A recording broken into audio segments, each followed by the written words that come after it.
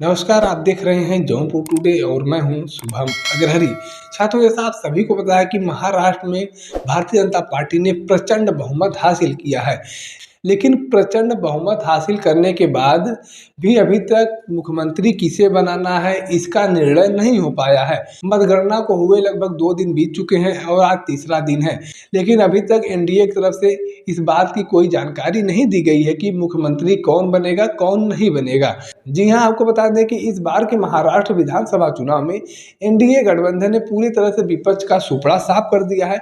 288 विधानसभा की सीटें आती हैं महाराष्ट्र में और उस 288 में से 234 विधानसभा सीटों पर भारतीय जनता पार्टी गठबंधन ने जीत दर्ज किया है।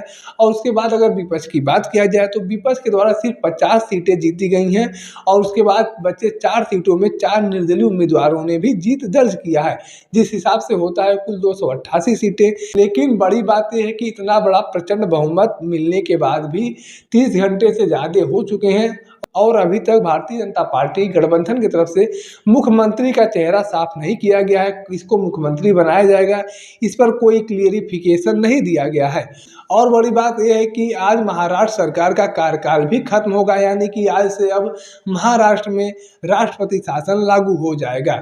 जब तक कि कोई मुख्यमंत्री शपथ ग्रहण नहीं करता है तब तक राष्ट्रपति की देखरेख में राज्य की कार्यप्रणाली जो है वह चलेगी। वहीं अगर भारतीय जनता पार्टी की बात किया जाए तो भारतीय जनता पार्टी ने इस बार के महाराष्ट्र विधानसभा चुनाव में 134 सीटों पर जीत दर्ज किया है और बहुमत से सरकार बनाने के लिए 145 सीटों की जरूरत होती है।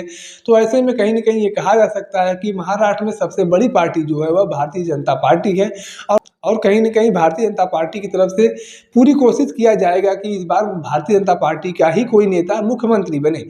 क्योंकि इसके पहले जब शिवसेना के साथ भारतीय जनता पार्टी का गठबंधन था तो देवेंद्र फडणवीस मुख्यमंत्री बने थे। उसके बाद शिवसेना के साथ भारतीय जनता पार्टी का गठबंधन टूट गया। उसके बाद भारतीय जनता पार्टी का शिवसेना के साथ गठबंधन टूट गया और उद्धव ठाकरे जो है वो कांग्रेस पार्टी के साथ गठबंधन कर लिए। उद्धव ठाकरे, शरद पवार और कांग्रेस पार्टी के गठबंधन वाली सरकार बनी। हालांकि यह सरकार ज़्यादा दिनों तक चल नहीं पाई और एकनाथ शिंदे ने बगावत कर दिया। एकनाथ शिंदे ने पूरे शिवसेना को ही तोड़ दिया और सभी विधायकों के साथ उन्होंने भारतीय जनता पार्टी के साथ गठबंधन कर लिया।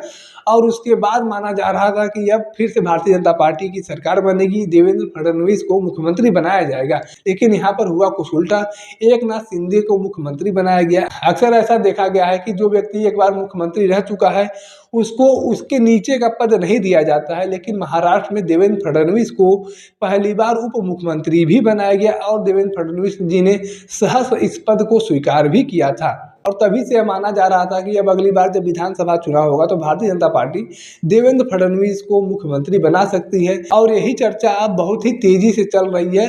लोग कह रहे हैं कि इस बार देवेंद्र फडणवीस को मुख्यमंत्री बनाया जाना चाहिए, क्योंकि जब उन्हें मुख्यमंत्री से उप मुख्यमंत्री बनाया गया था तो उनके द्वारा किसी प्रकार का कोई विरोध नहीं किया गया था। तो ऐसे में उन्हें भी अब एक बार मुख्यमंत्री बनाया जाना चाहिए और एकनाथ शिंदे को उप मुख्यमंत्री बना दिया जाए तो कोई बड़ी बात नहीं होगी।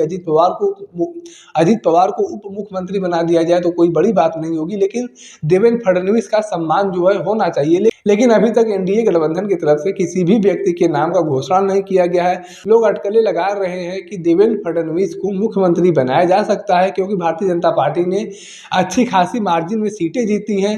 हालांकि सीटें तो शिवसेना ने भी अच्छी खासी जीती हैं और अजित पवार की गुट वाली एनसीपी ने भी जीती हैं, जो कहीं ना कहीं इन लोगों के जीते हुए सीट के डबल से भी ज़्यादा होता है। तो ऐसे में यहाँ पर देवेंद्र फडणवीस के मुख्यमंत्री बनने के चांस ज़्यादा बढ़ जाते हैं। हालांकि होता क्या है यह तो वक्त ही बताएगा। अभी तो सिर्फ अटकलें लगाई जा रही है कि कौन मुख्यमंत्री बन सकता है, कौन नहीं बन सकता है। बाकी महाराष्ट्र विधानसभा चुनाव को लेकर और लगाई जा रही अटकलों को लेकर आपकी अपनी क्या राय है, आप कमेंट करके बता सकते हैं। अगर आप वीडियो को फेसबुक पर देख रहे हैं तो पेज को फॉलो करें, यूट्यूब पर देख रहे हैं तो चैनल को सब्सक्राइब करना ना भूलें। धन्यवाद।